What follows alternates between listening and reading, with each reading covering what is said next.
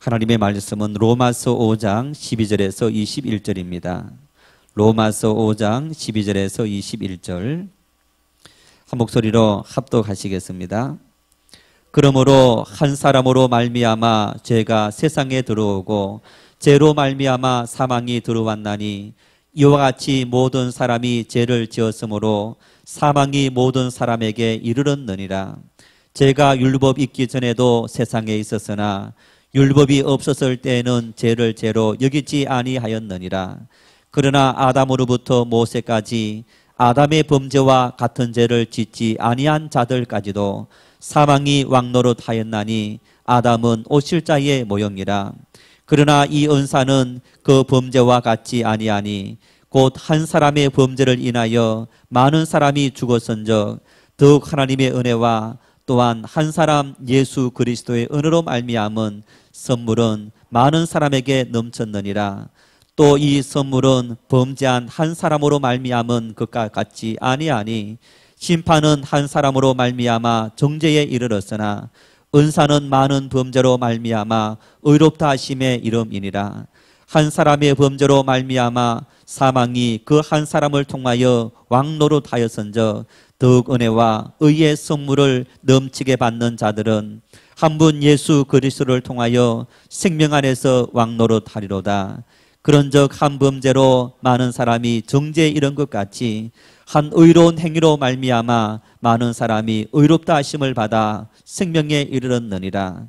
한 사람이 순종하지 아니함으로 많은 사람이 죄인 된 것 같이 한 사람이 순종하심으로 많은 사람이 의인이 되리라. 율법이 들어온 것은 범죄를 더하게 하려 함이라. 그러나 죄가 더한 곳에 은혜가 더욱 넘쳤나니 이는 죄가 사망 안에서 왕노릇한 것 같이 은혜도 또한 의로 말미암아 왕노릇하여 우리 주 예수 그리스도로 말미암아 영생에 이르게 하려 함이라. 아멘. 옛날이나 지금이나 임신한 산모들은 태교에 굉장히 신경을 많이 씁니다.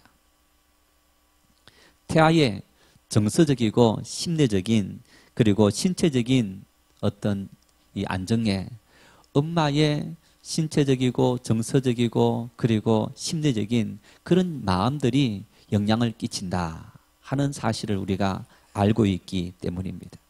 그래서 좋은 음악을 듣고 좋은 책을 읽고 또 좋은 이 자연들을 감상하고 마음에 어떤 미움과 다툼 시기 이런 것보다는 좋은 마음, 즐거운 마음을 가지려고 이 산모들은 굉장히 많이 노력합니다. 10달 동안 최선을 다해서 태교를 해서 아이가 드디어 태어났습니다. 요즘 우리 교회 아기들 3개월, 4개월 된 아기들 이렇게 교회 엄마들이 안고 있는데 참 아이들에게 까꿍까꿍 이렇게 하면요, 어떨 때 본인이 기분 나쁠 때는 고개를 팽팽 돌려요. 3개월짜리가.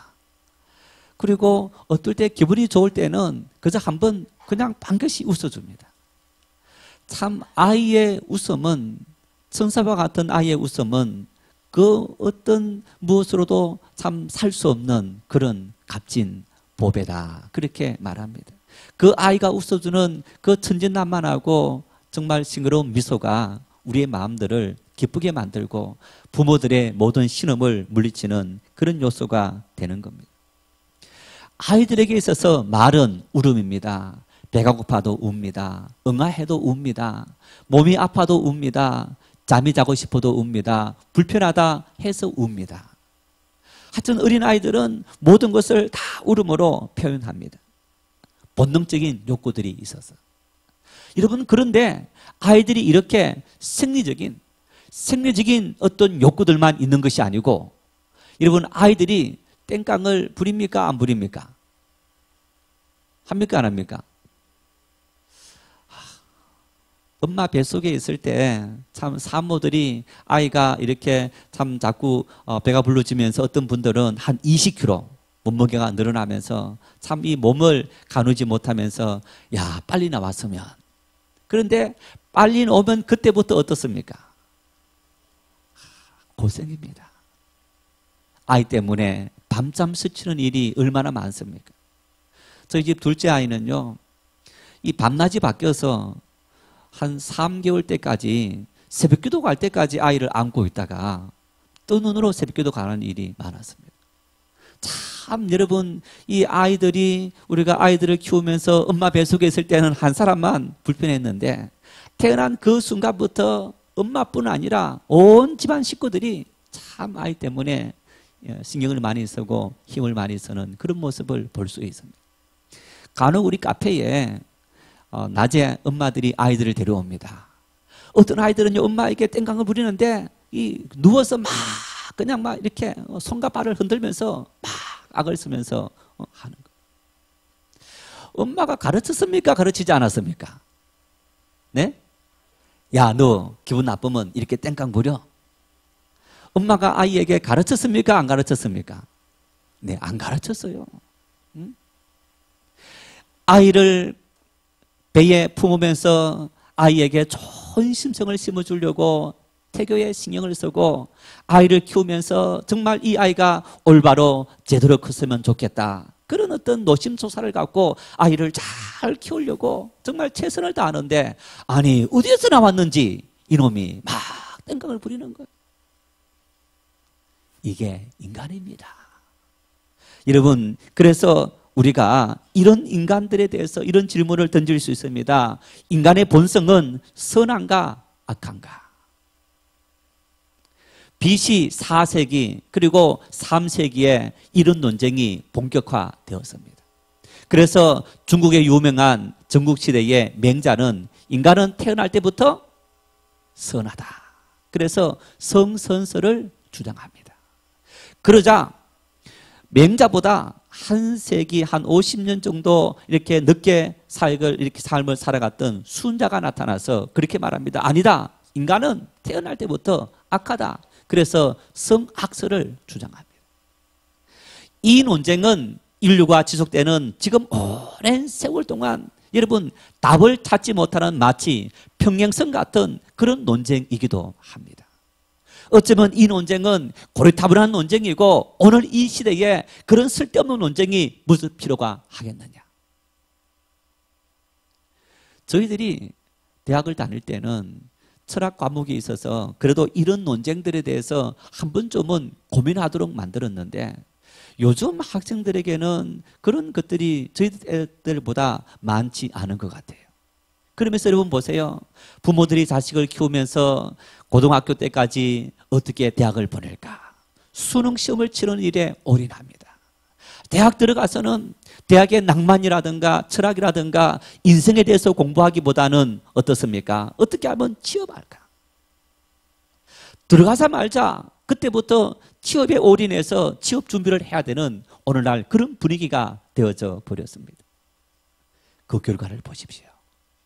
목적 지향적인 인간이 되어야 하지만은 당장 눈앞에 닥친 우리들의 삶의 목적을 위해서, 자신의 목적을 위해서 모든 수단과 방법을 동원하는 그런 오늘날 이 땅에 많은 사람들, 우리들의 삶의 모습을 바라보십시오.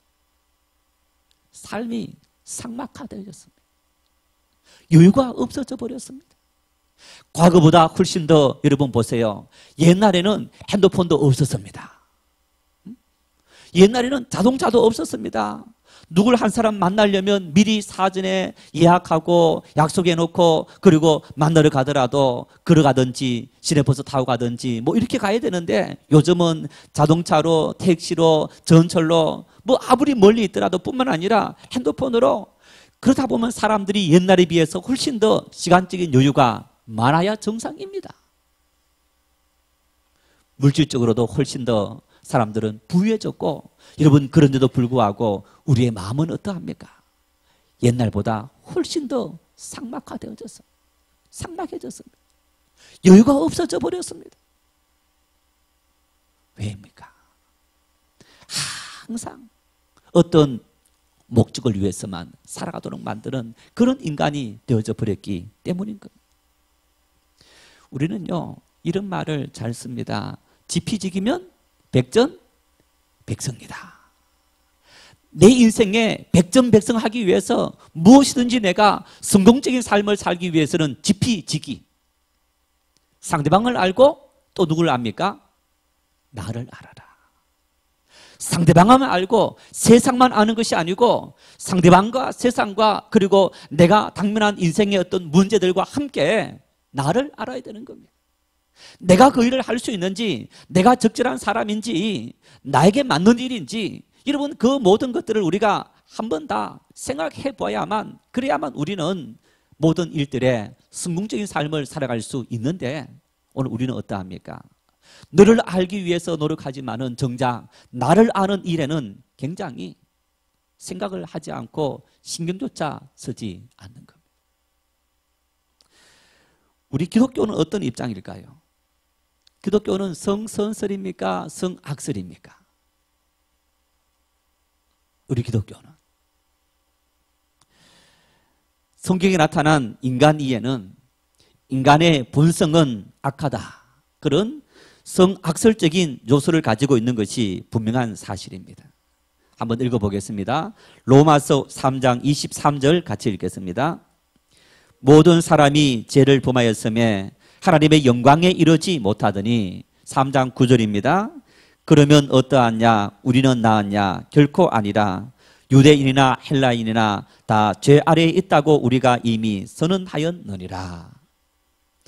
바울 사도는 말씀합니다. 모든 사람이 죄를 범하였음에 하나님의 영광에 이르지 못하더니, 모든 사람이 다 죄인이라는 겁니다. 뿐만 아니라 바울 사도는 말합니다. 유대인들아, 하나님의 택함을 받은 너희들이라고, 너희들은 죄가 없는 사람이냐? 오래전에 하나님의 택함을 받은 선민인 너희들도 죄인이고, 지금 저 이방인들, 헬라인들, 하나님을 알지 못하는 사람들도 너희와 똑같은 죄인이란다. 너희가 저 이방인들을 향해서 저들은 하나님을 알지 못하는 죄인이라고 손가락질하느냐? 아니다. 너희들도 역시 저들과 같이 죄인이란다. 성경은 인간에게 말합니다. 모든 인간은 죄인이다. 여러분, 그런데 이 죄라는 것이 우리가 윤리적으로 도덕적으로 잘못을 범했다, 현상학적이라는 말인데, 우리가 삶을 살아가면서 내가 누군가의 관계성 속에서, 사회와 관계성 속에서 도둑질했고 욕했고 미워했고 우리가 그런 일을 했기 때문에 우리는 죄인이다, 그런 의미가 아닙니다. 그것도 맞습니다. 그러나 오늘 본문에서 말씀하는 이 말씀은 우리가 죄인인데 근본적으로 우리의 뿌리가 이미 죄인이다, 이런 의미인 거예요. 내 뿌리가, 우리 뿌리 속에 죄악이 가득 차 있다라고 말씀합니다. 마태복음 7장 20절에서 23절 예수님의 말씀입니다. 같이 읽겠습니다. 또 이르시되 사람에게서 나오는 그것이 사람을 더럽게 하느니라. 속에서 곧 사람의 마음에서 나오는 것은 악한 생각 곧 음란과 도둑질과 살인과 간음과 탐욕과 악독과 속임과 음탕과 질투와 비방과 교만과 우매함이니, 이 모든 악한 것이 다 속에서 나와서 사람을 더럽게 하느니라. 예레미야 17장 9절입니다. 만물보다 거짓되고 심히 부패한 것은 마음이라 누가 능히 이를 알려마는. 무엇이 부패되다고요? 마음이 부패되었기 때문에, 우리 마음이 죄로 완전히 변질되었기 때문에, 우리 마음속에 죄가 가득 차 있기 때문에 이 마음에서 생각하고 말하고 행동하는 모든 것들이, 죄의 모습들이 나타난다는 것. 여러분, 우리 4층 옥상 가보시면 우리 김순희 권사님, 이렇게 장인어른 장세준 권사님이 갖고 있는, 원래 김수리 권사님이 지금 텃밭 한 10평 정도 됩니다. 갖고 있는데 참 뭐 종류, 딸기, 부추, 상추, 배추, 무, 감자 뭐 할 것 없이 다 심어놨어요. 식사하시고 한번 이렇게 작지만은 한번 가보시면 이렇게 알 수 있습니다. 지난 금요일 날 같이 식사 마치고 이제 올라가서 봤는데, 이제 권사님이 앉아서 뭐를 이렇게 해요. 봤더니 잡초가 이렇게 올라와서 잡초를 이렇게 뽑아갖고 고랑이에 이렇게 둔 거예요.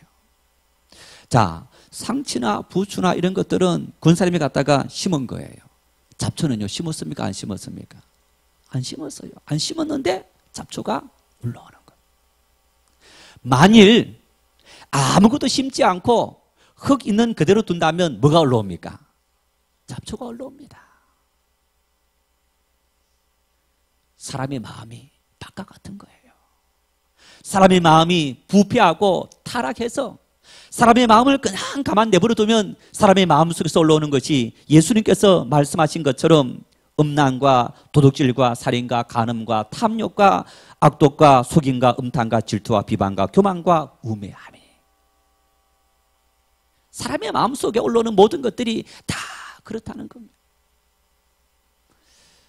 어떤 목사님이 인생을 멋지게 살려면 훌륭한 배우가 되라, 연기인이 되라, 그렇게 말합니다.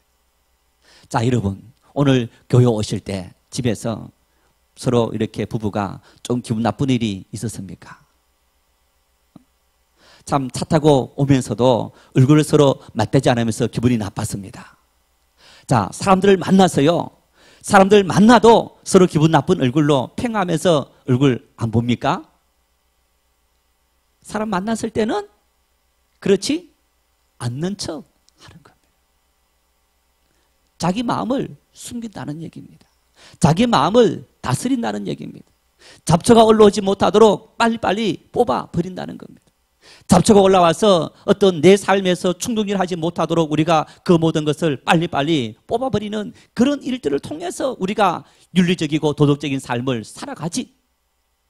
아, 이렇게 하면 우리가 죄를 짓는 거구나. 내 마음속에 분노가 일어나서 그 분노대로 내가 모든 것을 다 해버렸다. 어떻게 됩니까?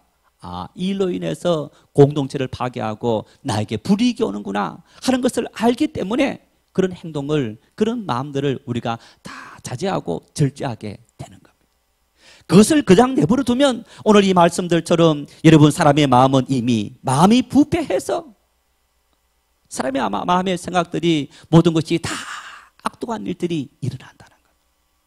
그래서 중세 종교개혁자들은 이런 인간의 마음을 이렇게 말합니다. 인간의 마음은 전적으로 타락했다. 인간의 마음은 전적으로 부패했다. 이 말을 다시 말하면 오늘 성경, 오늘 본문 말씀처럼 이미 인간에게 죄가 내재되어 있다. 우리가 어떤 것을 행동으로 해서 죄를 짓는 것이 아니고 이미 우리는 죄인이 되어 있어서 우리 속에 죄가 가득 차 있다는 겁니다. 한마디로 말하면 죄는 후천적으로 생기는 것이 아니고 이미 선천적으로 우리 가운데 죄가 가득 들어와 있다는 그런 얘기인 겁니다. 그래서 여러분, 이런 죄를 우리가 도무지 어찌할 수 없어서 고민하고 아파하는 그런 모습을 볼 수 있습니다. 죄와 관련되어서 설교하면 설교하는 저도 힘이 들고 듣는 여러분들도 힘이 들 겁니다. 많은 신학자들은 그렇게 말합니다. 이 죄의 문제에 대한 논쟁은 성경에 우리 신학의 많은 영역들 중에서 가장 심각한 논쟁을 일으킨 분야이고 오랜 세월 동안 정리되지 않으면서 계속적으로 논쟁을 불러일으키는 어떤 논쟁이다. 여러분, 그럼에도 불구하고 이 논쟁을 그치지 않습니다. 끊임없이 이 문제에 대해서 논의하고 고민합니다. 왜? 우리의 신앙에 가장 중요한 것이 뭡니까? 우리가 예수 그리스도의 구속으로 말미암아 뭘 받은 겁니까? 구원을 받았다. 여러분, 예수님께서 인간의 몸을 입고 이 땅에 오셨고 십자가 못 박혀 죽으시고 부활하셨다. 왜 예수님께서 인간의 몸을 입고 오셨고 십자가 제야만 했습니까? 무엇 때문에? 우리의 죄 때문에. 우리의 죄 때문인 겁니다. 저와 여러분의 죄 때문에 예수님은 이 땅에 오셔야 했고 십자가 지셔야 했고 예수님은 채찍 맞아야 했고 예수님은 고난 받으셔야 했고 예수님은 아바 아버지여 이들을 이처럼 사랑하십니까? 나를 버리십니까? 절규를 외쳐야 했던 것을 우리가 볼 수 있는 겁니다.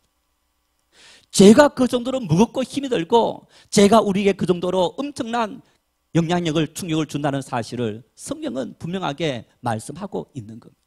여러분, 그래서 우리는 죄에 대해서 알아야만 그 죄를 이기고 그리고 죄를 통해서 우리가 멸망받는 것이 아니고 어떻게 하면 죄에서 참된 구원을 얻고 예수님을 믿고 생명을 얻을 수 있느냐 하는 것을 알기 위해서 죄에 대해서 모르면 안 되는 겁니다.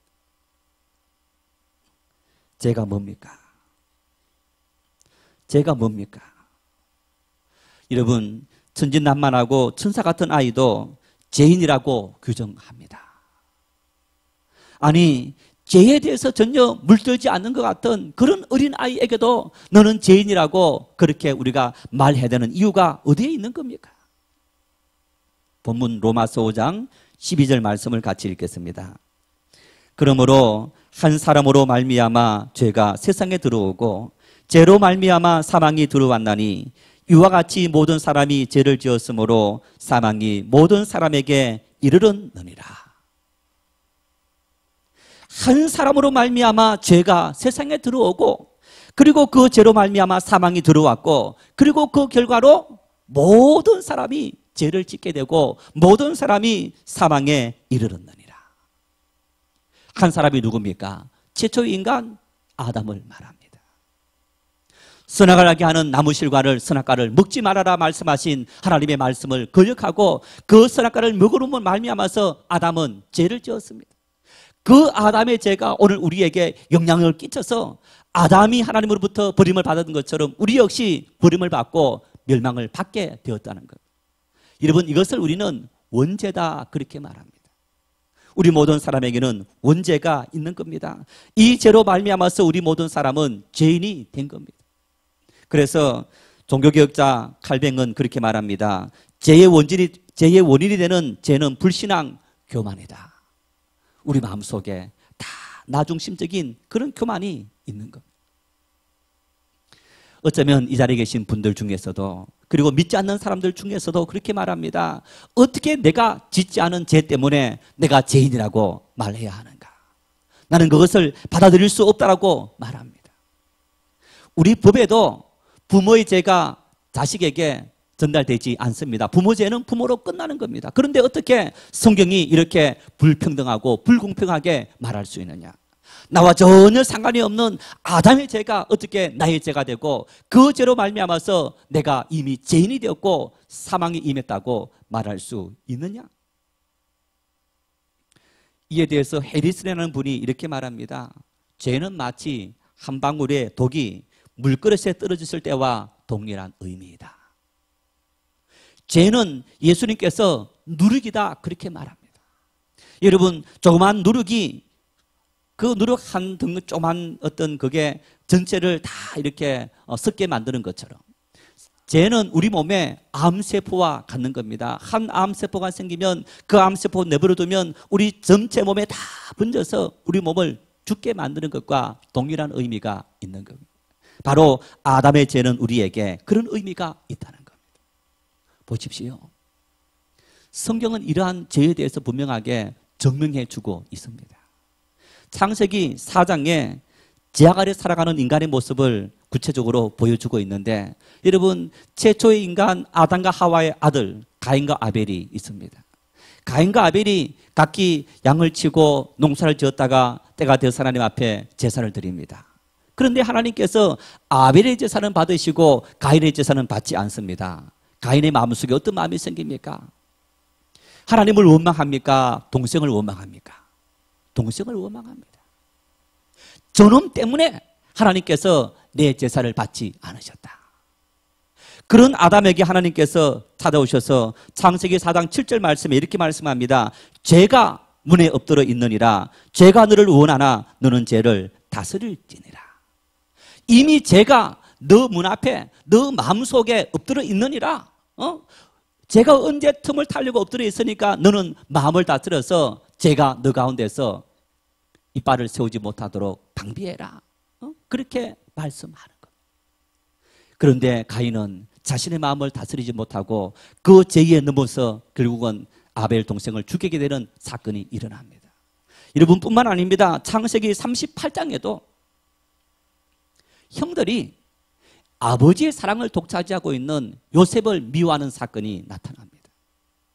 아버지 야곱이 아들들 중에서 요셉을 특별히 사랑해서 요셉에게는 많은 걸 주고 또 옷도 색동 옷을 입히면서 아버지가 사랑하는 그 모습 때문에 이 형들이 미워하게 되는데 형들이 먼 곳에서 양을 치고 있었습니다. 형들이 근황을 위해서 아버지가 아들 요셉에게 가서 한번 알아보고 오너라. 그래서 요셉이 먼 곳에 이렇게 얼굴이 나타났습니다. 형들이 긴급히 모입니다. 아버지의 사랑을 독차지하고 있는 저 동생이 오니까 저 동생을 죽여버리면 아마 우리가 아버지 사랑을 받게 될 거다. 죽이자고 모여야 합니다. 그때 큰아들 르벤이 그 일을 반대하면서 우리 동생인데 죽이는 것은 너무하다 해서 결국에는 미디안 상인들에게 동생을 노예로 팔아버립니다. 여러분, 성경은 인간의 모습들을 다 보여주고 있는데 성경의 수많은 곳곳마다 와, 정말 인간이 이럴 수 있느냐? 인간이 짓는 이런 죄는 비단 오늘만의 문제가 아니고 이미 인간이 범죄한 그 이후부터 형제가 형제를 죽이는 그런 살인사건이 끊임없이 계속되어지고, 아버지가 술 취해서 이렇게 옷을 벗고 자는데 아들이 들어와서 그것을 형들에게 알리게 되자 아버지가 수치 때문에 아들을 저주하는 사건도 나옵니다. 여러분, 근래 참 우리가 정말 제정신으로 맨정신으로 이렇게 세상을 볼 수 없을 정도의 끔찍한 일들이 벌어지지 않습니까? 어제 미국에서, 미국 중부 오하이오주에서 이런 사건이 일어났다고 합니다. 일가족 8명이 이제 총격을 받아서 죽었는데 그냥 총을 들고 이렇게 가족들을 들어가서 난사한 것이 아니고 사형을 시키듯이 머리를 향해서 총을 쐈다는 겁니다. 그래서 일가족 8명이 다 어떤 처형을 당한 것 같은 그런 어떤 죽음을 당했다. 여러분, 생각해 보십시오. 아마 어떤 미워하는 마음, 질투하는 마음, 이런 두고 보자 하는 그 마음, 삶을 살아가면서 그런 마음들이 얼마나 끊임없이 생기지 않겠습니까? 그런데 그 모든 것을 다스리지 못함으로 말미암아서 그런 끔찍한 일들이 벌어지게 된 겁니다. 2016년 들어오면서 우리는요, 우리 사회에 정말 너무너무 적나라한 현주소 앞에 가슴 아픈 일들을 겪었는데, 학교에서 아이들이 학교 와야 되는데 오지 않고 또 취학 연령이 되었는데 오지 않는 그런 일들 때문에 전수조사를 했습니다. 그 결과 2016년 1월 달부터 3월까지 밝혀진 자녀들을 죽인 부모들의 사건이 얼마나 많이 드러났습니까?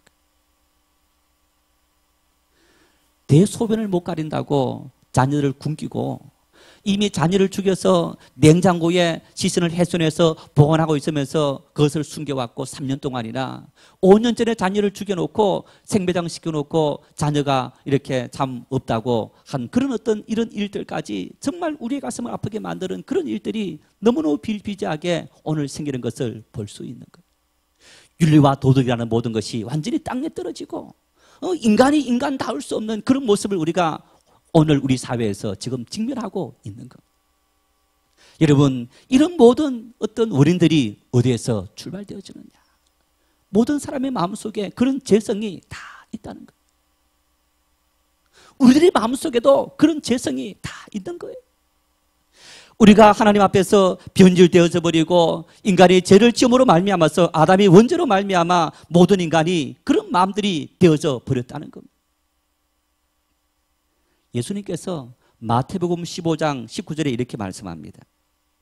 마음에서 나오는 것은 악한 생각과 살인과 간음과 음란과 도둑질과 거짓 증언과 비방이니. 창세기 6장 5절 같이 읽겠습니다. 여호와께서 사람의 죄악이 세상에 가득함과 그의 마음으로 생각하는 모든 계획이 항상 악할 뿌림을 보시고. 하나님께서 이미 창세기에 노아 홍수 이전에 인간의 마음속에 생각하는 모든 계획이 항상 악할 뿌림을 보시고, 인간의 마음이 완전히 변질되어서 죄악으로 가득 차 있는, 죄성으로 가득 차 있는 그런 인간의 모습으로 변질되어져 버렸다는 것. 이러한 사실을 14절 말씀에 이렇게 말씀합니다. 사망이 왕노릇하였나니. 사망이 우리 가운데 왕노릇하고 있다는 겁니다. 다시 말하면 우리 모든 인간들은 아담 이후 범죄함으로 말미암아서 마귀의 노예가 되어졌고, 마귀의 종이 되어졌고, 마귀가 우리 속에 들어와서 마귀가 우리 속에 왕노릇하고 있는데, 그 왕노릇하는 죄의 독재성 때문에 우리는 끊임없이 이런 끔찍한 범죄를 저지르는 그런 가능성을 늘 안고 살아가는 것이 우리 인간들의 삶의 모습이다, 그렇게 이야기합니다. 더 이상 희망이 없는 겁니까? 인간은 이렇게 살다가 이렇게 죽어야만 하는 인간입니까? 그 어떤 힘으로도, 우리 인간의 힘으로도 해결할 수 없습니다. 우리 몸에 있는 암세포는 레이저 광선을 통해서, 방사선 치료를 통해서, 아니면 수술을 통해서 제거할 수 있습니다. 배고프면 음식을 먹으면 되는 겁니다. 우리 마음속에 이미 변질되어져 버린 제약이 가득 차 있는 이 마음들은 우리가 어떻게 하면 이 마음을 해결할 수 있고 치료할 수 있고 회복시킬 수 있는 겁니까? 본문 18절 말씀을 같이 읽겠습니다. 18절 말씀. 그런즉 한 범죄로 많은 사람이 정죄에 이른 것 같이 한 의로운 행위로 말미암아 많은 사람이 의롭다 하심을 받아 생명에 이르렀느니라. 한 범죄로 많은 사람이 정죄에 이르렀지만 아담의 죄로 말미암아 우리 모든 사람이 마음이 화인 맞아 죄인 되었지만, 여러분 보십시오. 한 의로운 행위로 말미암아 많은 사람이 의롭다 하심을 받아 생명에 이르렀느니라. 19절 말씀을 같이 읽을까요? 여러분 본문 19절 말씀입니다. 한 사람이 순종하지 아니함으로 많은 사람이 죄인 된 것 같이 한 사람이 순종하심으로 많은 사람이 의인이 되리라. 처음 한 사람이 누굽니까? 아담인 겁니다. 아담의 불순종으로 말미암아, 아담의 범죄로 말미암아 모든 사람이 죄인 되었지만은 이제는 예수 그리스도 한 분으로 말미암아 모든 사람이 의로운 사람이 되었느니라. 예수 그리스도께서 이 땅에 대속이 펴리신 이유가 어디에 있습니까? 우리를 아담이 지은 그 모든 원죄에서부터 구원하시고 생명을 주시고 평안을 주시고 기쁨을 주시고 인간의 근원적인 이 모든 죄를 해결하기 위해서 예수님께서 인간의 몸을 입고 이 땅에 오셨다는 것. 다른 것은 불가능합니다. 돈으로 해결할 수 있는 것이 아닙니다. 아무리 많은 법을 만들고 훌륭한 법을 만들고 윤리와 도덕적으로 사람을 가르친다 할지라도 여러분, 이 죄의 세력에서 인간들은 결코 자유함을 얻을 수 없는 겁니다. 예수 그리스도로 말미암아 우리가 이 모든 죄에서 참된 자유를 얻게 되고 기쁨을 얻게 되고 평강을 누릴 수 있게 되는 겁니다. 예수 그리스도 그분께서 2000년을 이 땅에 오신 이유가 어디에 있습니까? 이런 죄 가운데, 이런 절망 가운데 살아갈 수밖에 없는 인간들을 구원하시기 위해서, 우리에게 영원한 생명을 주시고 희락을 주시고 기쁨을 주시기 위해서 예수님은 육체의 몸을 입고 이 땅에 오셨고 십자가 지신 겁니다. 하나님은 너무너무 우리에게 쉬운 길을 제시해 줍니다. 여러분, 그러나 그 길은 결코 하나님 입장에서는 쉬운 길이 아니었습니다. 하나님께서 인간의 몸을 입고 이 땅에 오셨고 십자가 지신 그 고통과 그 절망을 겪으셔야 했던 그 길이었는데, 그 길을 우리에게 주셨는데 너무너무 기쁨의 길입니다. 편안한 길입니다. 누구든지 그리스도를 믿기만 하면 우리에게 영원한 행복과 자유, 해방을 주신다는 것. 믿으십니까? 예수 그리스도를 믿으시기를 바랍니다. 예수님 안에 참된 평안이 있습니다. 기쁨이 있습니다. 감사함이 있습니다. 예수님을 떠나서는 결코 우리가 그 무엇으로도 인생의 참된 평안을 얻을 수 없는 일입니다. 예수님께서 말씀합니다. 로마서 5장 24절, 요한복음 5장 24절입니다. 같이 읽겠습니다. 내가 진실로 너희에게 이르노니 내 말을 듣고 또 나 보내신 이를 믿는 자는 영생을 얻었고 심판에 이르지 아니하나니 사망에서 생명으로 옮겼느니라. 나 보내신 이를 믿는 자는, 나를 믿는 자는 사망에서 생명으로 옮겼느니라. 바울 사도는 로마서 8장 1절 2절 말씀에 이렇게 말씀합니다. 여러분, 로마서 8장은 성경의 복음 중에 복음입니다. 필립이라는 대형 박물관 관장이 그런 말을 했습니다. 나에게 바울 사도가 쓴 친필 로마서가 있다면 이 로마서 친필 8장 그 한 장과 대형 박물관하고 바꾸겠다. 그렇게 말할 정도로 이 로마서 8장은 복음 중에 복음을 우리에게 말씀하고 있는데, 로마서 8장 1절 2절 말씀을 같이 읽겠습니다. 그러므로 이제 그리스도 예수 안에 있는 자에게는 결코 정죄함이 없나니 이는 그리스도 예수 안에 있는 생명의 성령의 법이 죄와 사망의 법에서 너를 해방하였습니다. 할렐루야. 그리스도 예수 안에 있는 자에게는 결코 정죄함이 없나니, 이제는 우리가 자유하라는 얘기입니다. 절망에서, 가난에서, 죽음에서, 두려움에서, 엄난한 모든 것에서, 비방하는 모든 것에서, 미워하는 모든 것에서, 좌절하는 모든 것에서, 고통받는 모든 것에서 우리는 해방하고 이제는 그 모든 정죄에서 벗어나라는 얘기입니다. 왜냐하면 주님께서 우리 위해서 대신 그 모든 것을 당하셨기 때문에. 예수 그리스도 안에서 이제는 평강 누리라. 주님께서 말씀합니다. 평강을 주노라. 평강을 주노라. 왜? 내가 너희의 모든 죄짐을 이미 다 해결했고 내가 너희들의 모든 죄짐을 이미 다 담당했기 때문에 이제 너희들은 내가 주는 평강을 누려라. 어떤 사람이 누릴 수 있습니까? 주는 그리스도시요 살아계신 하나님의 아들이십니다. 고백하는 사람이 이런 은혜를 누릴 수 있음을 믿을 수 있기를 바랍니다. 그래서 믿어야 합니다. 주님을 전적으로 믿어야 됩니다. 그래야 내 삶을 다스리고 나를 다스리고 내 마음을 다스리고 저주를 다스리고 주님 안에서 참된 평강을 누릴 수 있게 되는 겁니다. 여러분, 죄는 실질적으로 우리의 삶에 함께하면서 우리를 넘어뜨리는 존재입니다. 악한 마귀는 죄로 우리에게 들어와서 우리를 억압하고 지배하고 우리를 고통으로 내몰고 있는 겁니다. 영적 전쟁인 겁니다. 이 전쟁에서 우리가 승리하기 위해서는 오직 십자가 지신 예수 그리스도 그분을 믿음으로 생명 얻고 참된 기쁨 누리며 살아갈 수 있게 되는 겁니다. 왜 내 인생에 기쁨이 없습니까? 행복하지 못합니까? 내 마음속에 걱정, 의심, 갈등들이 일어납니까? 여러분, 성경이 주는 말씀에 의하면 그것은 우리가 죄 때문에 죄로 말미암아 그 모든 것이 인간에게 들어왔느니라. 예수 그리스도 은혜로 말미암아 그 모든 것을 이길 수 있는 겁니다. 내 힘이 아닙니다. 주님의 은혜입니다. 매일매일 순간 사시면서 우리에게 두려움이 옵니까? 절망이 옵니까? 나사렛 예수를 명하노니 이 약한 원수야 물러갈지어다. 여러분, 예수님 이름으로 명하시고 이제는 주님 주시는 평강 가운데 우리가 우리에게 주어진 삶을 걸어갈 수 있는 그런 믿음의 축복이 우리 모두에게 넘칠 수 있기를 축원합니다.